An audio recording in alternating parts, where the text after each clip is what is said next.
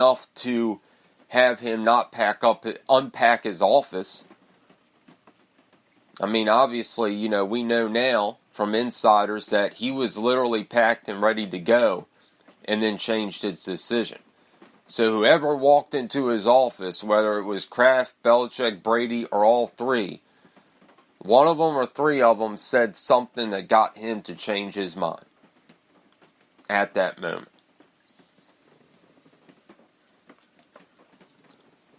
And he was on the tail of doing this last year. He was on the tail of taking a head coaching job, and after they won the Super Bowl, decided to stay.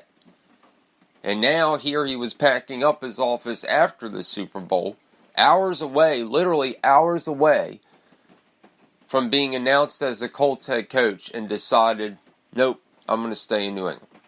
So obviously he got some sort, I don't want to say promise or guarantee, but he got something there that made him change his mind.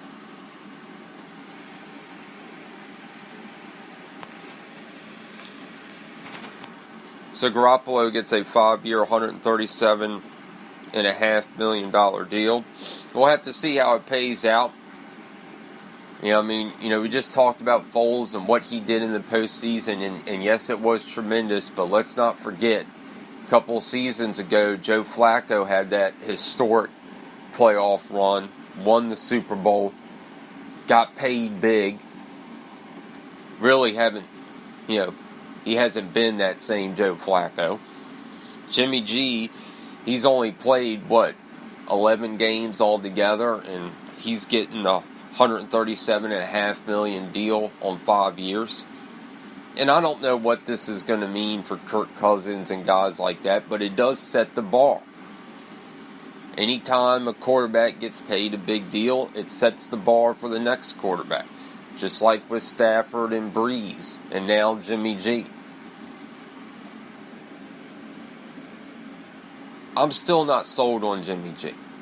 I'm just not. 49ers are saying, oh, he looks like Brady. He prepares like Brady. Okay, but that doesn't mean that he's going to do the same things for you. And we'll have to see how it pays out. We'll have to see how it pays out. And now there's talk that the Patriots may draft a quarterback within the first 2 rounds. It seems like there's a lot of people, a lot of rumblings that believe that this may be the last year for the Patriots dynasty. That it may be a whole new regime. Regardless of what happens this year, that it may be a whole new regime.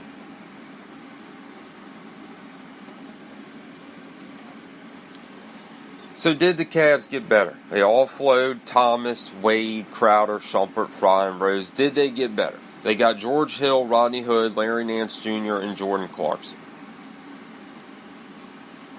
And they did this without the long-term commitment from LeBron James.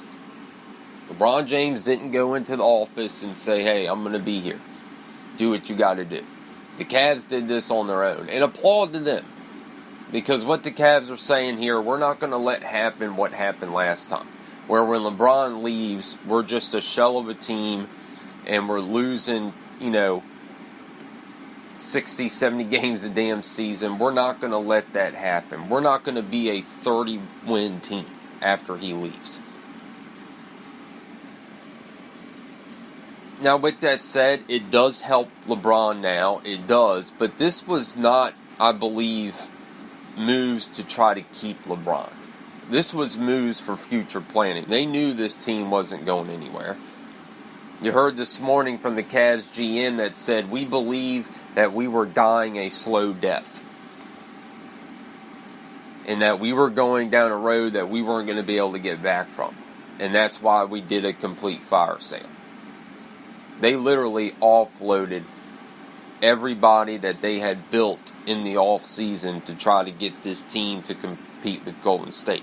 And what they did, it doesn't get them any closer to beating Golden State. I don't know if it helps them beat the Celtics. I still think the Celtics should be the favorite to play in the finals for the East.